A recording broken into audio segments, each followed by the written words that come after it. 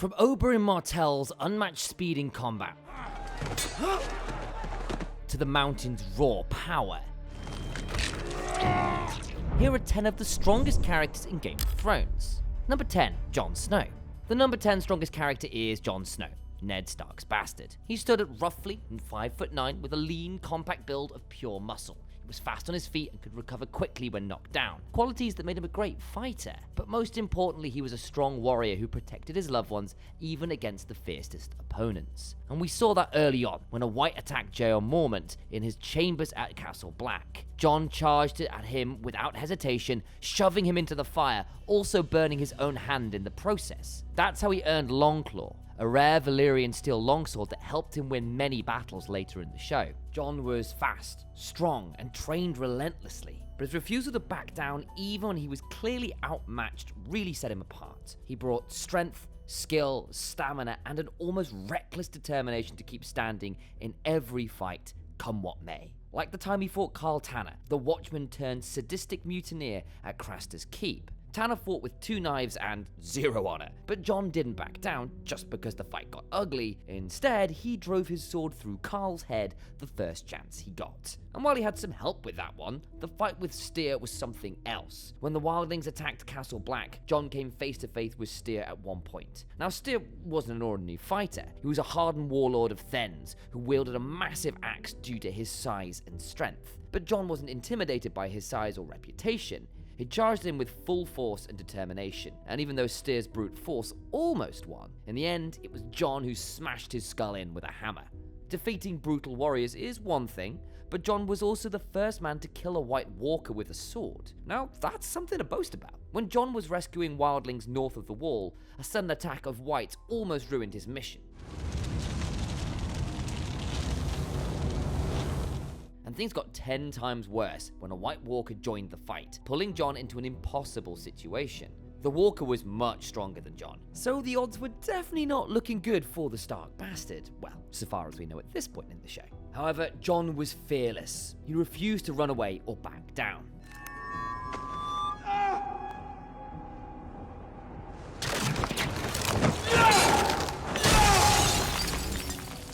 When Jon's Valyrian steel sword cut through the Walker, it cemented his reputation as a warrior who killed the dead. From that moment on, he wasn't just a ranger trying to survive, but a man who could actually fight the war to come. If the battle at Hardhome was a testament to his fearlessness, the Battle of the Bastards really proved his stamina in a fight. Jon's men were completely outnumbered against the Boltons, but Jon kept charging at the enemies despite the piling bodies around him.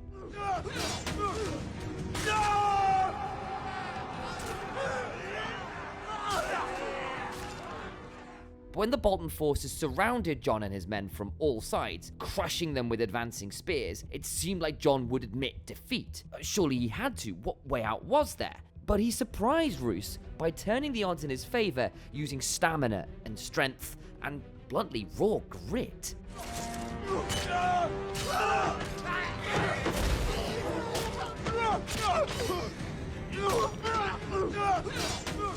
And then came the most satisfying part of the whole battle.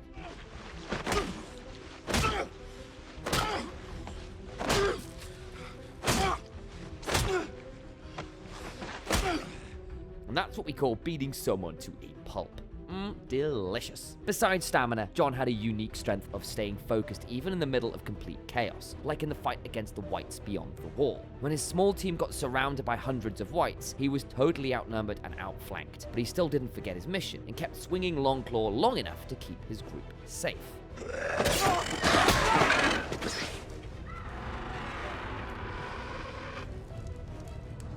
In the end, it was Daenerys who rescued them with her 3 fire-breathing dragons, or else they'd all be dead. Or undead, I guess. You get the point.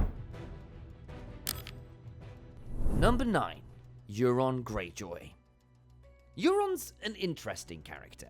The divide between his portrayal in books and show is a well-worn debate, and probably not one we're going to get into too heavily here in this video, but bear with us, no doubt we'll get to it at at some point. Either way, he was a deadly combatant. Euron Greyjoy, known as Crow's Eye, was the eldest of Lord Balon Greyjoy's younger brothers. Towering at 6'2" with broad shoulders, a muscular build, and a black patch over his left eye, Euron inspired fear wherever he went. So when he said to Aeron, "Godless? Why, Aeron, I am the godliest man ever to raise sail. You serve one god, Damfire, but I have served 10,000.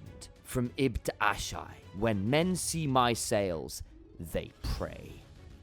He really meant it. So why were people so afraid of him? Because he was a predator and an incredibly potent one. His fighting style was unpredictable, without a hint of honor. So once he began his power-packed attack, there was just no escape. And the first proof can be seen in his ship that he captained, which was called Silence, since he ripped out the tongues of everyone who sailed aboard it. In the books, Euron is even more disturbing. He's described as crueler, colder, and far more calculating. A man who relies less on brute combat and more on psychological domination. His reputation alone was enough to unsettle seasoned warriors, and his violence felt deliberate rather than impulsive. Euron's biggest strength wasn't just his powerful strikes, but his complete lack of restraint. He fought without hesitation or the slightest concern for consequences. His election as the ruler of the Ironborn was a perfect example of his erratic nature. After Euron killed Balon Greyjoy,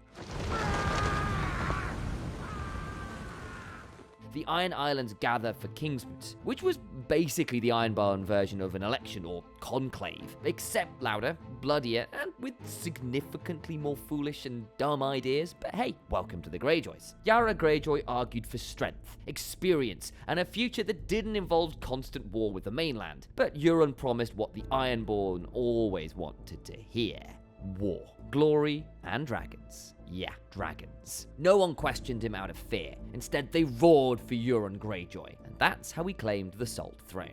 What is dead may never die, but rises again harder and stronger.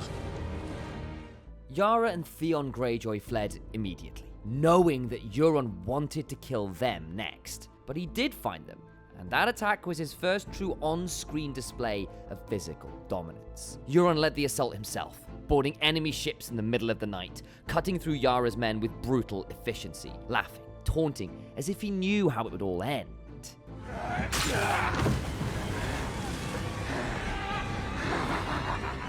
The Sand Snakes, who were trained killers and one of the most dangerous fighters in Westeros, were also on Yara's ship. When they suddenly attacked Euron with their unexpected speed and weapons, he was overwhelmed at first. But even with that element of surprise, they were still no match for his brute close combat skills.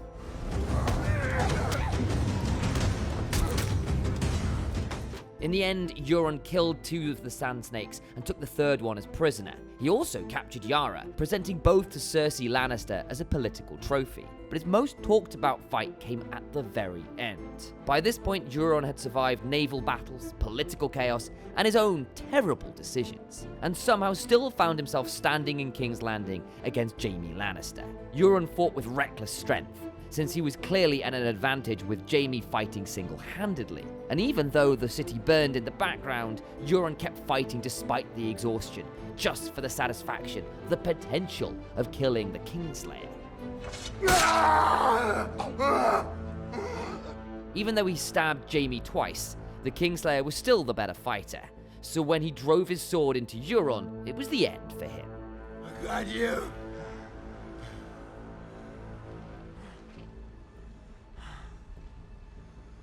I'm the man who killed Jaime Lannister.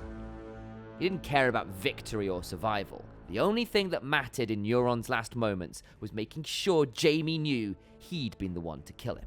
I'm looking for you, but I got you! Number 8.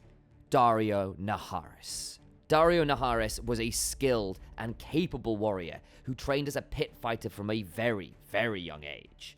From competing in pits and later as a sellsword, Daario's entire life revolved around fighting. He was around 6 feet tall, with a well-defined athletic build, and thanks to all that muscle, Daario was fast and incredibly strong, turning him into a terrifying opponent. His years as a pit fighter meant he was an expert at different fighting styles. He could be a Dothraki screamer, a Norvoshi priest, a Westerosi knight, all at the same time, flickering from one style to another at a whim. Daario fought with dual blades, a Dothraki arach and a Mirish stiletto, and was a master of close quarters combat. His fighting style was mostly based on speed and quick, powerful strikes, with his relatively small size and lean build giving him an advantage over larger opponents. And by relative size, I mean compared to someone like the Mountain. The first display of his strength was when he killed Captain Miro and Prenthal Nargazen of the Second Sons for trying to assassinate Daenerys. That proved that Daario could easily overpower even hardened mercenaries, and when he brought their heads to Daenerys, there was no question of his loyalty. From there, Daario became a key figure in Daenerys' campaigns. During the attack on Yunkai, he led a small strike team behind enemy lines to take the city from the inside. Daario fought without fear or hesitation, even though he was completely outnumbered. After Meereen rose in protest over Daenerys' rule, the Great Masters demanded trial by combat and a move to intimidate her. She named Daario Naharis as her champion, and was quite surprised when he refused to enter the combat on a horse. You sure you don't want a horse? Why would I want a horse? Horses are faster than men. Horses are dumber than men.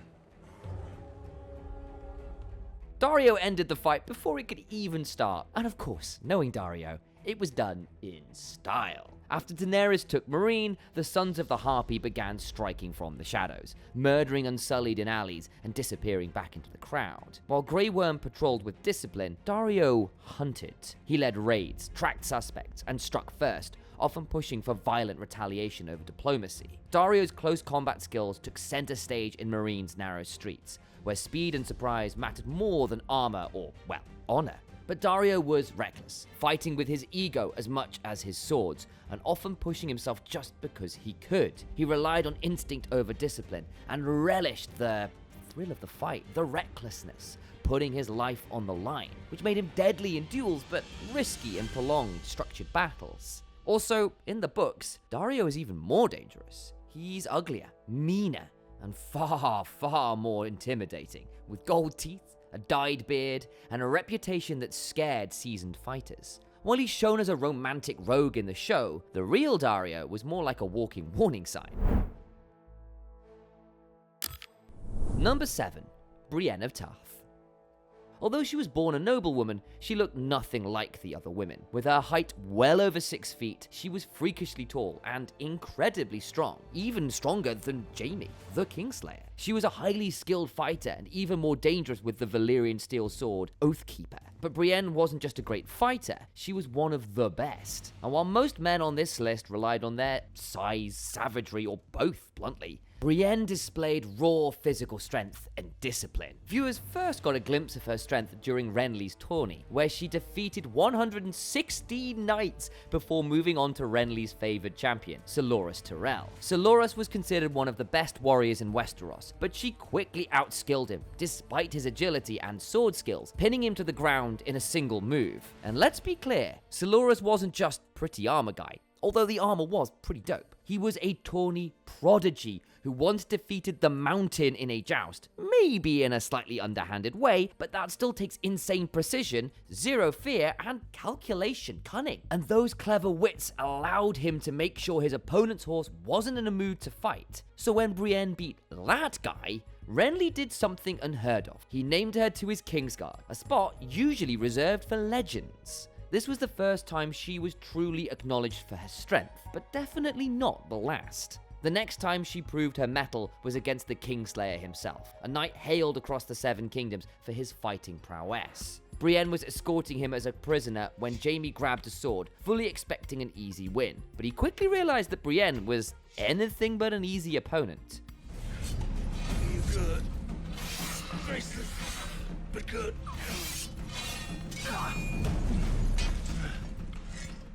But Brienne was just getting started.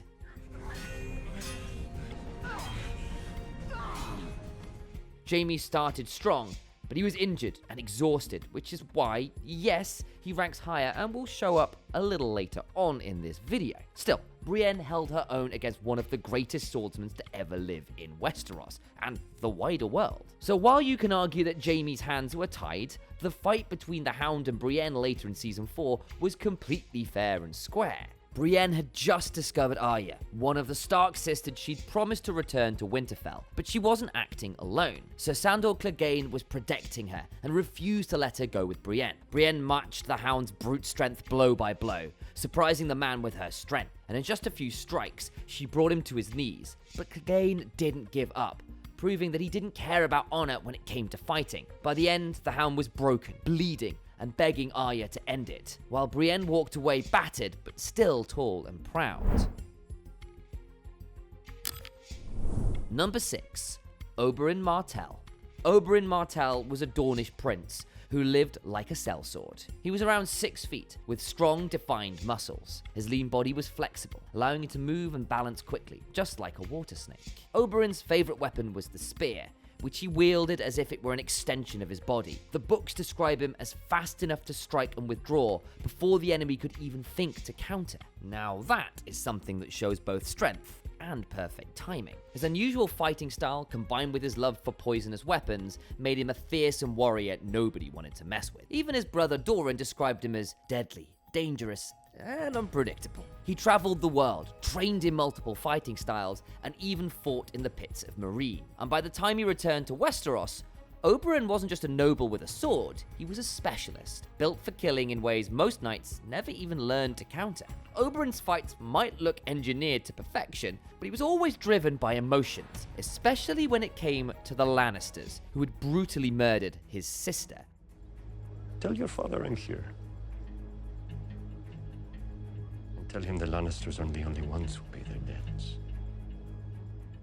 He entered King's Landing on the pretext of Joffrey's wedding celebrations, but what he really wanted was revenge. So when Tyrion was falsely accused of Joffrey's murder later and chose a trial by combat, Oberyn saw it as the perfect opportunity to get his revenge on Gregor, the pawn who killed his sister. The mountain was much larger than Oberyn, and honestly, pretty much every other character in Game of Thrones, and considered one of the most brutal knights in Westeros. So before the fighting began, all bets were on the big guy, but Oberyn surprised the crowd with his strength and fighting skills. He stayed light on his feet, circling constantly, using his spear to keep the mountain at a distance. Every strike was precise, every movement was calculated. He stabbed, retreated, and struck again, slowly wearing Gregor down while barely allowing him to land a clean hit. Oberyn even knocked the mountain off his feet, something few men in Westeros had ever done. The fight was over by all accounts. But Oberyn, in his foolish, desperate quest for vengeance, for justice, didn't finish it. Instead, he demanded a confession, forcing Gregor to admit his crimes against Elia Martell. And that pause was all it took for the mountain to claim his revenge. And thus ended the Red Viper, one of the most dangerous fighters in Westeros. Number 5. Sandor Clegane. Sandor Clegane was a large man with an intimidating build and a towering height, which, according to George R.R. Martin, exceeded that of King Robert Brienne of Tarth and even Jaime Lannister. He was extremely powerful, with each strike packed with brute force. Unlike knights who relied on formality and flashy techniques, Sandor fought close, fast and violently, using his strength and ferocity to overwhelm his opponents before they could react. The first time he gutted a man in combat was when he was only 12 years old, probably during Robert's Rebellion, if the timelines are to be trusted. Sandor was a twisted, bitter man who loved killing. It didn't matter who they were and whether they deserved it, and everyone knew Sandor was deadly with a sword. Sandor admitted the same to Sansa. Killing is the sweetest thing there is. The world is built by killers. So you better get used to looking at them. Even Jaime said the Hound was a dangerous and powerful warrior. And we've seen that in action when the Hound stopped the mountain despite his big brother's insane strength and rage. Leave him be!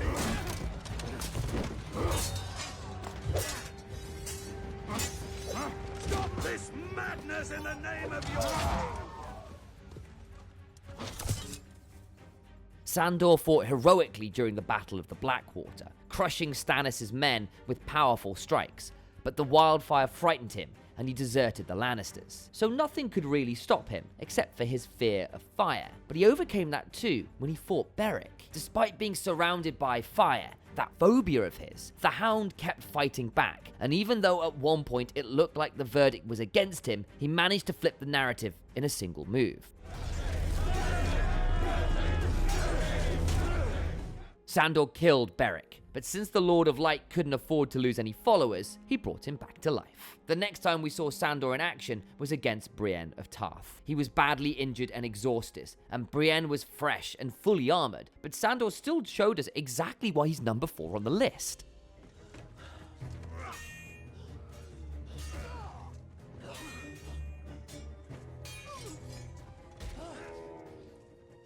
He fought with strength and aggression, even considering his disadvantages, but when Brienne knocked him down, his survival instincts took a back seat. All he wanted was for someone to end his miserable life.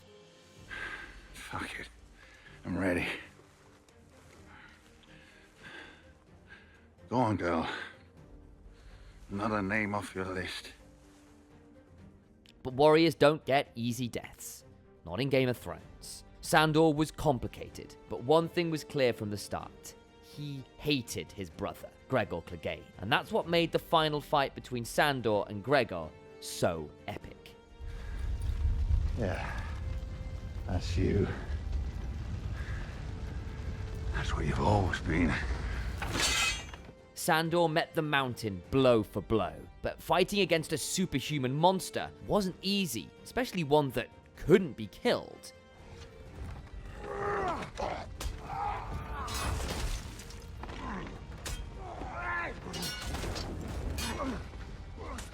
But Sandor was determined to kill his brother all the same, so he did the only thing that made sense at the time. And that's how Sandor settled his lifelong score with his brother, and also ended his life. Number 4, Khal Drogo. The Dothraki were fierce warriors, skilled in battle and known for their savagery, and Drogo was their Khal, leader, despite his young age. Khal Drogo was a legendary warrior amongst a tribe of legendary warriors, who was built like a weapon. Towering at 6 feet and 7 inches, he was monstrously large and heavily muscled, but despite his massive size, Drogo was terrifyingly fast in fights. You can think of him as the perfect combination of raw power and aggression.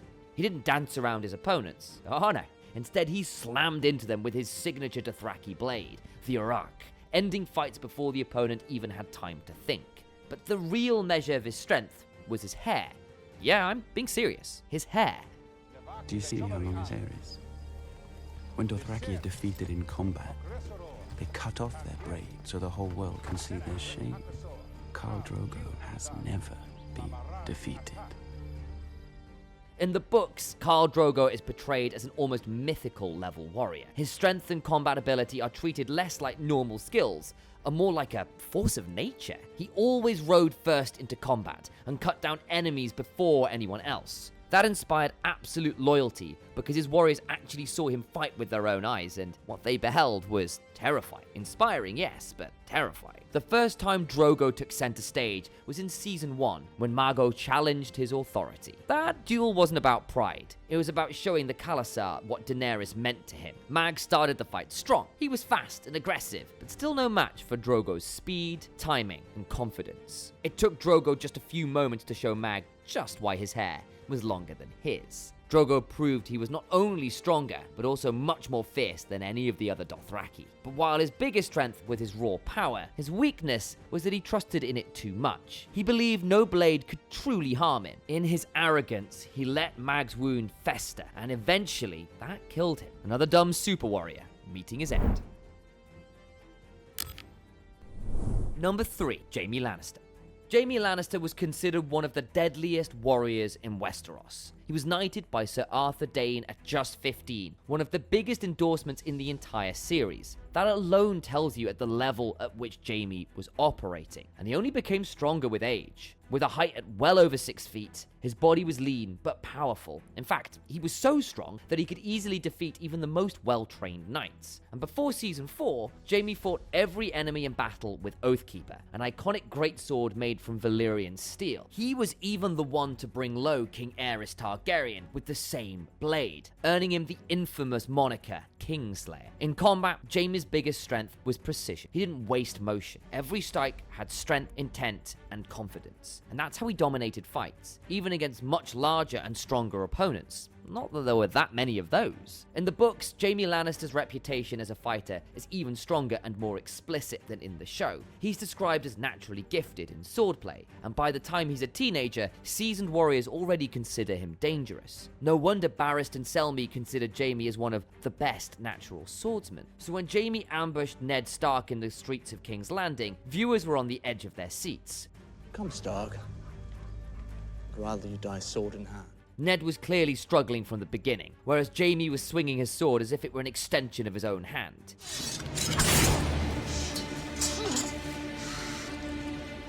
Jaime was faster, stronger, and way more skilled than Ned Stark, but he stopped because of honor, so he wasn't a complete monster after all.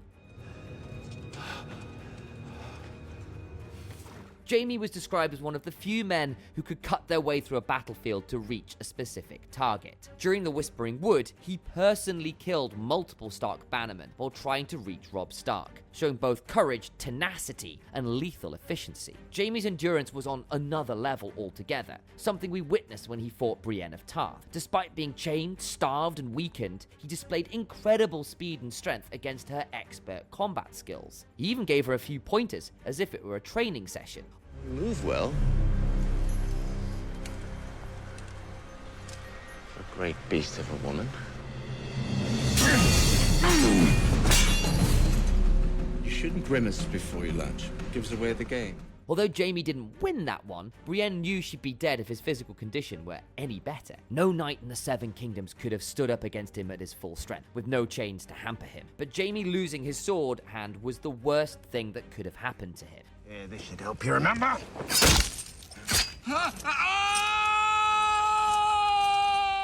He tried to retrain with his left hand, but it wasn't the same. However, when the time came to fight for survival, Jaime's left hand didn't disappoint. Euron Greyjoy was strong and skilled, but still no match for Jaime, the cripple.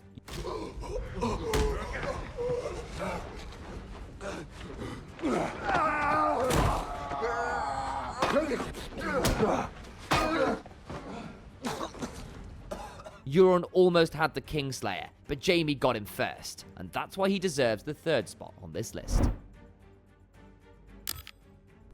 Number 2, Gregor Clegane, the Mountain. Gregor Clegane, better known as the Mountain That Rides, wasn't just strong by Westerosi standards. He was an outright anomaly, a man whose physical power bordered on the unnatural.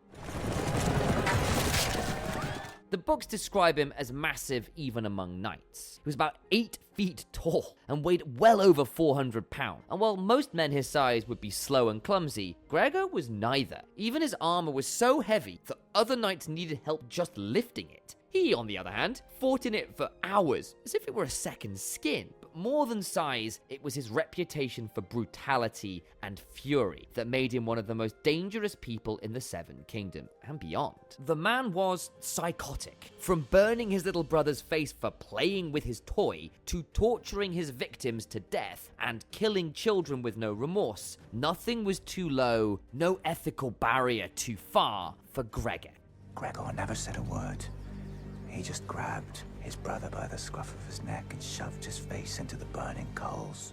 The books tell us how Rhaegar Targaryen himself anointed Gregor as a knight. A surprising title for an infamously dishonest man. But during Robert's rebellion, just 1 year after Prince Rhaegar anointed him, Gregor showed his true loyalties by participating in the sack of King's Landing. He killed both his children with unimaginable violence and then tortured their mother, Elia Martell, before cutting her in half with a single swing of his sword. Gregor's edge was, yes, his size, but beyond that, it was his raw, uncounterable strength. And while he didn't have Jaime's finesse in combat, his style was direct and overwhelming. How do you defend against someone who was that size, that unbelievably strong. He relied on intimidation and sheer force to end fights quickly, and those tactics worked perfectly against most opponents. But on the rare occasions that he did lose, his temper showed just how violent he truly was. Just like the time when Ser tricked Gregor in a joust, riding a mare in heat to distract his horse. Gregor lost that one and went into a rage. He started by decapitating his horse before attacking Loras with his sword repeatedly.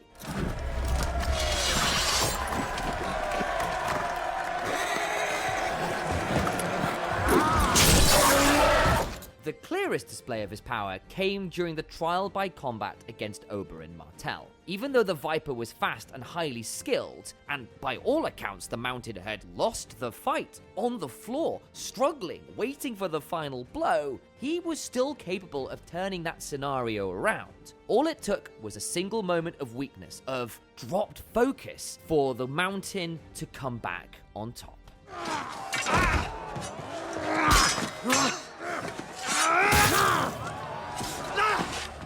And when he did, the fight ended in the most shocking way possible.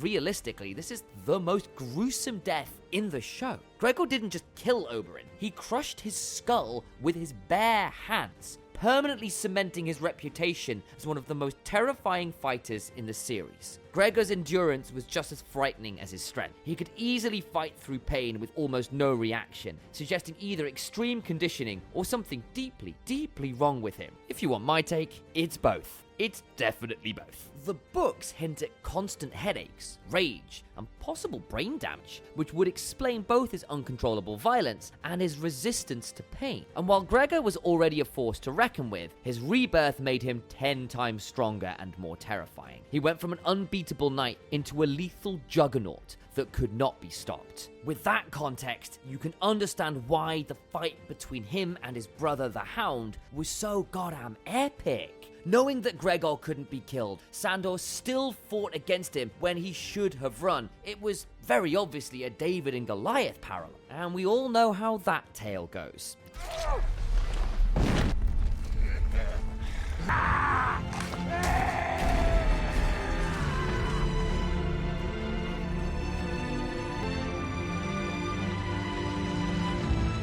Clearly, Sandor's strength was nothing compared to Gregor. You do not get an epithet like the Mountain for being just slightly larger than average. So the way their final fall occurred makes complete sense. An ironic death for someone who used fire as a weapon.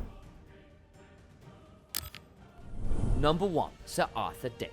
But the strongest warrior in Westeros was Ser Arthur Dayne, the Sword of the Morning. Although he had died 20 years ago, he was remembered as the deadliest of the 7 knights of Aerys Kingguard, which makes him more dangerous than Barristan and even Jaime. Jaime once admitted that Arthur could have killed 5 Kingsguard with his left hand while taking a piss with his right. He was that good. You know what was even better? The legendary sword he fought with, Dawn. This was a massive greatsword forged from a fallen star, and the show glorified his skill even more by showing Arthur wield 2 swords, one Dawn and another longsword like a pro. He served as Kingsguard to Aerys II Targaryen, and was universally accepted by allies and enemies alike, even the enemies of the Mad King. They all considered him one of the greatest knights to ever live. Ser Arthur Dayne.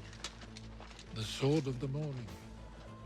Father said he was the best swordsman he ever saw. This reputation was the reason why he was sent to crush the Kingswood Brotherhood, one of the most dangerous outlaw bands in the realm. And that's where he faced the infamous Smiling Knight, the Mountain of that era. The duel was brutal and fast, but Arthur won in the end. Smiling Knight, it's the white sword of yours I want. Arthur, then you shall have it, sir. During that same campaign, Arthur saw a young boy fighting like a man. That boy was Jaime Lannister, who impressed Arthur with his skill to the extent that he knighted him on the spot. A moment that would shape the future of Westeros. Arthur didn't just fight wars, he dominated the tourney fields too. He crossed blades with Prince Rhaegar Targaryen in multiple tournaments, including the Great Tourney at Harrenhal, matching one of the realm's finest warriors strike for strike and cementing his reputation amongst legends. Although Arthur didn't get much screen time, other warriors have praised his combat skills repeatedly. For example, Barristan Selmy openly admitted that Arthur Dayne was better than him. Jaime Lannister, one of the best swordsmen in Westeros, idolized him. Even Ned Stark, who eventually killed Arthur,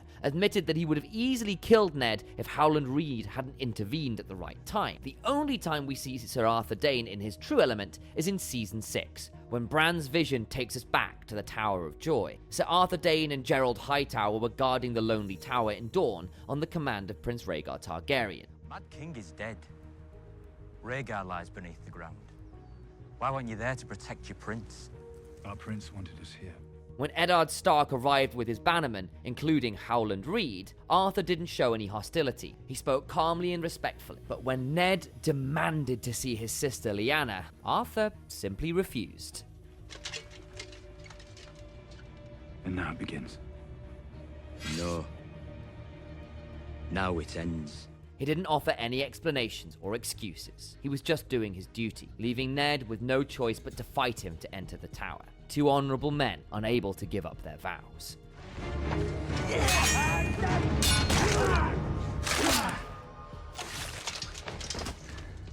Arthur fought remarkably, wielding two swords with incredible precision. One by one, all the Northmen fell, until only he and Ned remained. He's better than my father.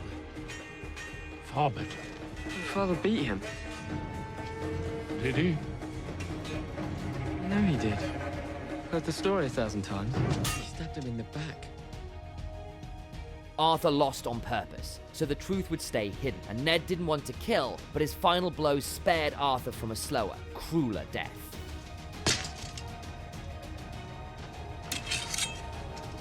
Perhaps Arthur's biggest weakness was his code of honor. He never expected anyone to strike him from the back. A little ironic, considering the person to his front was Ned Stark. Who do you think is the strongest character in Game of Thrones? Let us know and justify yourselves in the comments. Oh, and watch this video here on the right. It is amazing, I promise you.